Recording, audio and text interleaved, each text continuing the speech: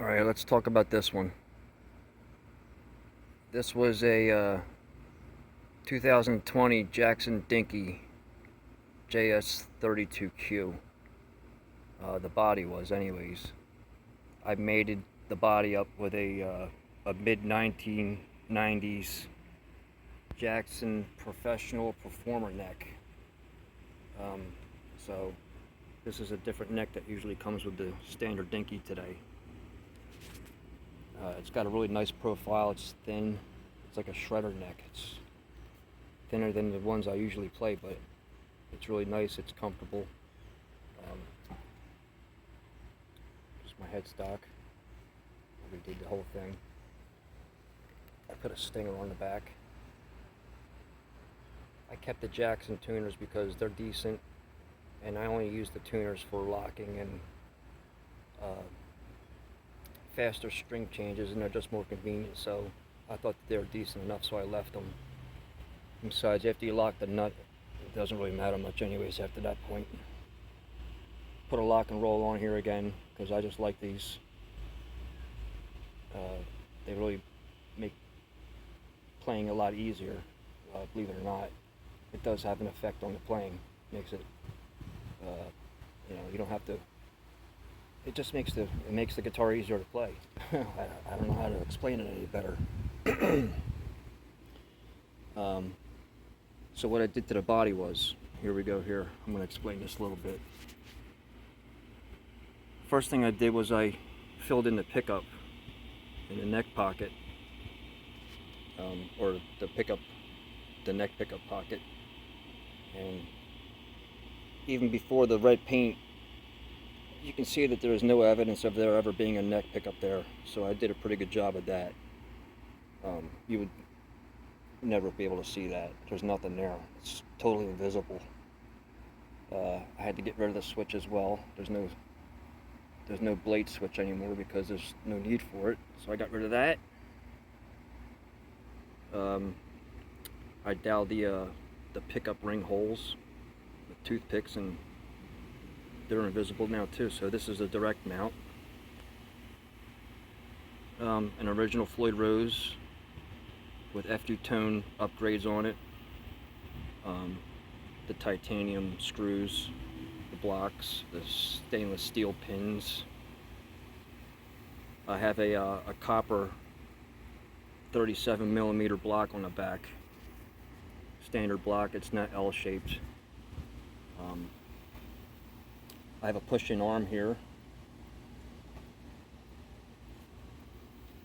kill switch, an EMG 57, which is the first one I've tried, and I just love it. It's a nice beefy pickup,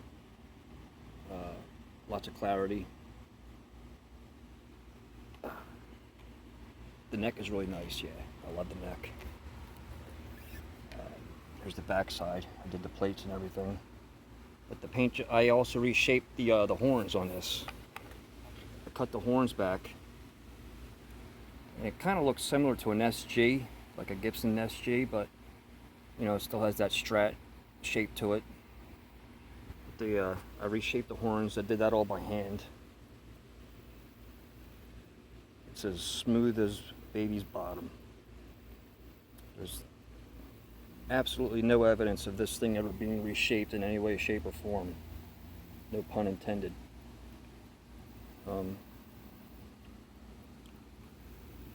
Now,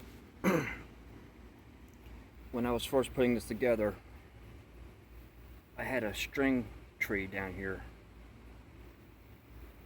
I decided to try a string tree, but turned out it wasn't really necessary, and on the contrary, it was creating tuning stability issues, so I took it off, and pretty much poof, they went away. So if you have a tilt back headstock, there's no reason for a string tree.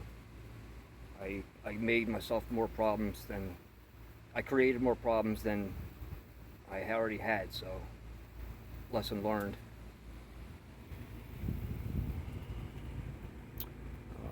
Yeah, that's,